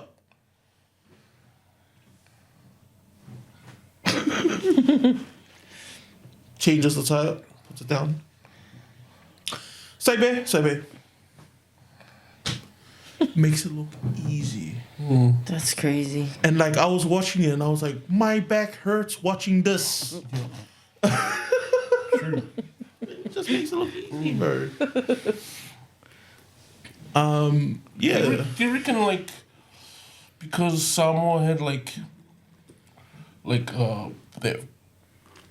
Rocky Peter Maivia as a big massive guy? I didn't think he did weightlifting, but they had that figure to look towards. Our people are naturally strong, though. But did Tonga have a person like that at that time? Yes, bro. I'm just asking because I don't know. Tui tātui. Who, King The Haku? one that went and hiki tamaka e Hamonga. Tā kai mo whae. Shana, No, but I mean, like... have you not seen King Haku? Yeah, I know, but that Have you was not like... heard of the stories of King Haku? That was after, though. Like, I'm talking about, like, you know, it's... I don't know. That's why I was just asking. Like, because is there another pathway that they saw? So King Haku originally went to Japan to train as a sumo wrestler. Right? Him and I think a couple of other people went to go train as sumo wrestlers in Japan. Yeah. I'm just So putting it out there. Doesn't need to come at me like that. no. I already know those guys, man. But I'm just saying maybe it was like, you know, because I remember there was a guy who interviewed The Rock, Yes. and he was I don't know, I think he was a weightlifter too. And he talked to Rock about it, and then Rock was saying that that he's just, you know, when he's like, for him it was his granddad that got him to be Influenced them. So So I don't know, to be honest. Because when I look back at that sort of stuff, like, it's hard. Because back then we always just look at what other people was were gonna just influenced you know, by everyone else. like how you said, if someone came up as a thing, then we'll be like this. Someone can do that. Yeah. You know, Someone but can do you know, that. You know. So, yeah. I mean, and that was, if we're thinking about back then, that was what, the 70s and that. That was also the team, the Ikaletahi team that beat the Wallabies. Oh yeah, we did that one time. One time. You know. That's all we need. History. History. I remember watching that video on YouTube, like, for the first time. I was like, oh my gosh, there's actual video of this? Coming back to this. How do we celebrate Pacific strength without reducing our people to a specific body type? And I'm sad that Elliot is not here anymore and that I never got to actually speak to him about it.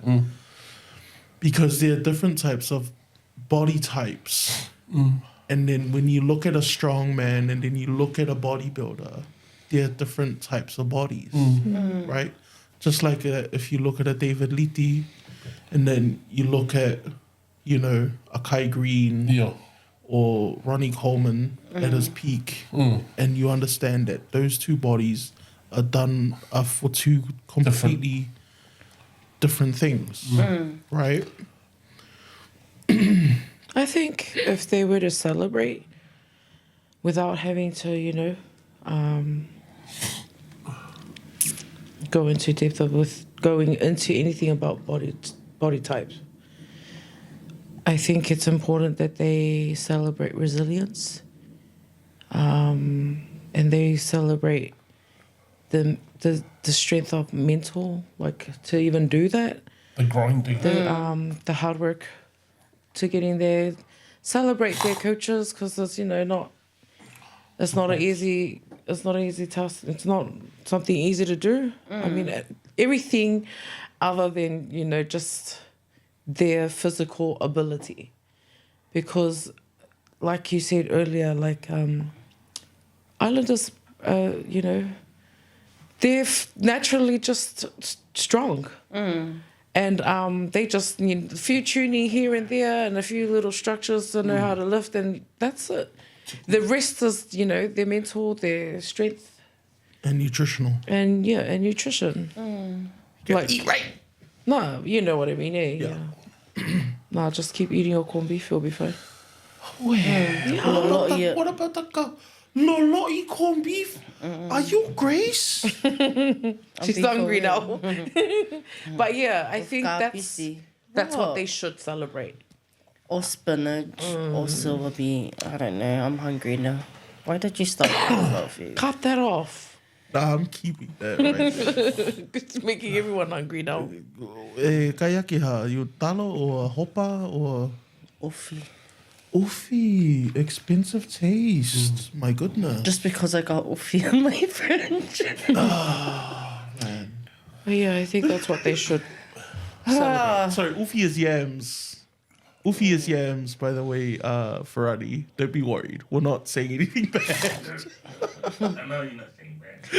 I know exactly what you guys are bring up. Okay, a couple more questions, and then we're done. Should more schools in South Auckland have strength sport pathways?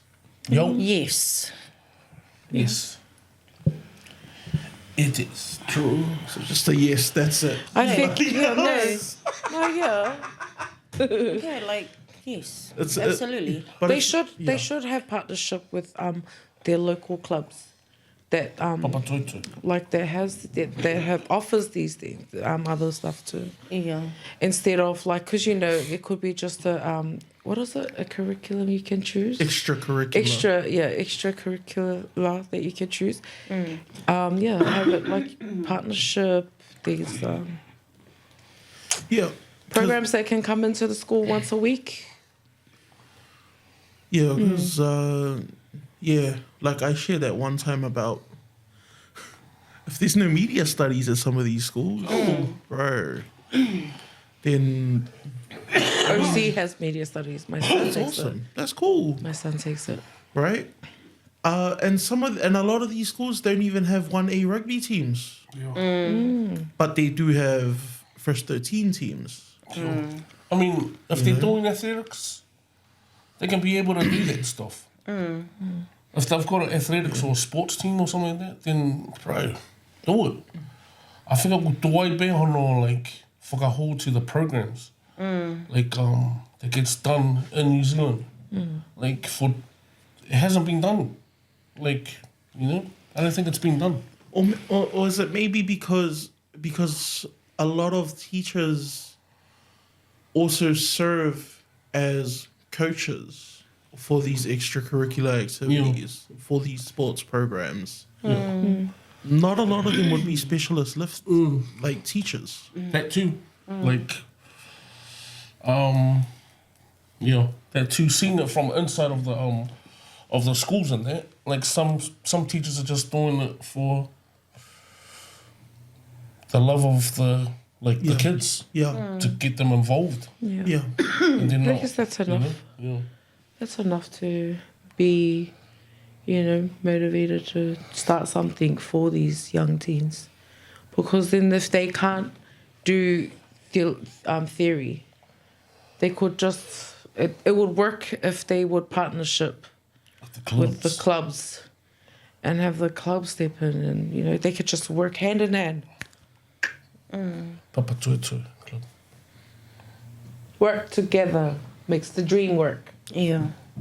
Or Your question, is it just based on weightlifting only or other sports as well? Strength sport. Yeah. Strength sport. So strength sport, it means like Weightlifting. weightlifting. It could also be strongman. It could also be bodybuilding. Yeah, right? True. Yeah, I don't know any schools that do that though. Yeah.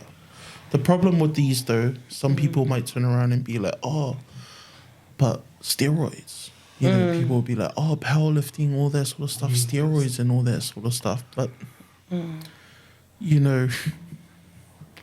everyone does. Like all sports All sports. do steroids, and that's the unfortunate truth. It's just the fact that you don't get tested for doing it for strongman. You do for certain powerlifting competitions, and you definitely do for the Olympics. And bodybuilding. Yeah. You see some of these natural competitions, and you're just like, Yeah. yeah. Like kai ko hau ka mea. But I think, you know what, if that's the case, you don't want to really like push them. Oh, anyways, wait. I think in other ways they could work with schools is draw like a fine map on paths to it. And once they've, hit the legal age to make those decisions to do strength sports, they know that they've got guidance here at school to walk into that whole sector. Yeah, because the biggest thing is access. That's it. Yeah. The biggest thing is True. access, right? And is the biggest that, and as a teacher or an educator or as a mentor, if you can point your teine, your mentee in the right direction, and they go forth, that's all you can do. It's all you can ask for. I know, right? I'm pretty good sometimes. Papa toy toy. Papa toy toy. Last question. No. And this one we might get a little bit controversial, but you know what? I don't care. Are women's strength sports finally getting the respect they deserve? Like, I haven't watched enough to say yes or no, but I'll just, like, I remember seeing an event where, like, there was a country that won it, but then, like, he was a trans from, like, he was a man before. Oh, that into was New Zealand. Yeah, went into New Zealand, and then after that, this other country lost because of that person. Yeah. And there wasn't anything done after that. But yeah. So do you believe that means that the women are being respected by having a trans woman come in and take their spot? I don't know. That's all I've seen, docs. No, I'm going to Yeah. stay quiet because I'm going to say something stupid. I reckon it. Man, I don't know. That's all I've seen. That's all the knowledge that I've got Okay. from that. Not wanting to hurt trans Yeah. and their feelings and stuff, but I don't think that's fair at all. For women to be, let's just say that was the representative for women. I don't think that's, I don't think they should say, only because of the transition. There's a different strength of a male compared to a female strength. Now, if this male went and did heavyweight lifting as a male and succeeded, and then went transitioned and represented of women, like the women, One again. and won again, clearly that just tells you that the strength of a male overpowered both sides. Like it won both sides. So are we really going to say that earned respect for women? I don't think that's right. Completely. That's cheating. I reckon they should have, like, the trans people should have their own competition. Like their own category? Yeah. Like, just for people like them. Like transitioning from Yeah. male to female? Yeah. And then female. Female Female to to male? Yeah, male. Yeah. That seems fair. What do I think? You guys think? What do I think? To you, bruh. Doesn't matter what I think. I'm just the idiot who asks questions. Nah, to be honest, I think if they want to protect women, they should do that, because the thing about sports is that you want everyone to compete on an even Yeah. playing field, which is why you have categories like under 85s, under 120s, because you want everyone to compete on an even playing field. And the unfortunate reality is that no matter how early someone transitions in their life from male to female, Still. that testosterone boost that enables them to have bigger muscles, bigger lungs, and stronger bone density than women is still there. No matter how much no matter how much hormone therapy they've been through. And I know some people will be like, Isoa, how could you say this? Like, and I'm just like, you gonna argue with science?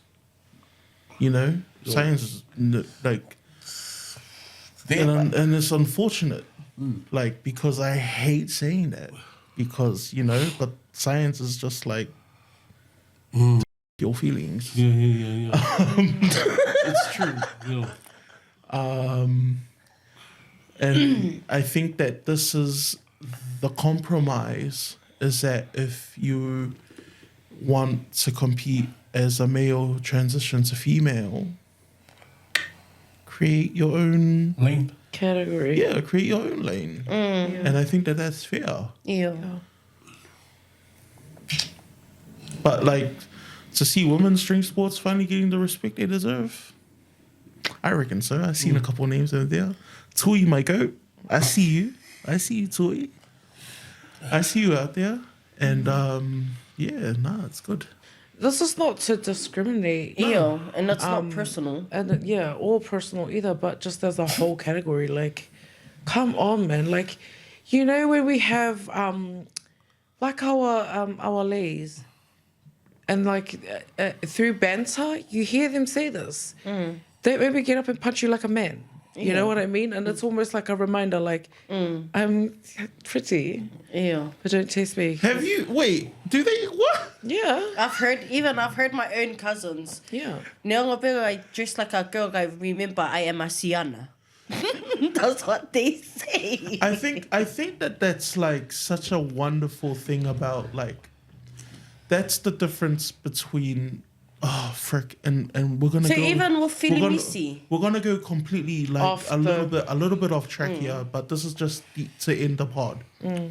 Like, I think that's the difference between trans and lady slash fafafinge, right? Because trans means you are now a woman. Like, Yeah. you used to be this, but you're now this. But whakalady means like a lady. Fafafinge, like a woman. I've got a cousin that's trans. Right? But the thing is, they accept in their mind that they're not, like, they've still, like, if they want to, they still die you like a man. Yeah, that's what I mean. Yeah. You know?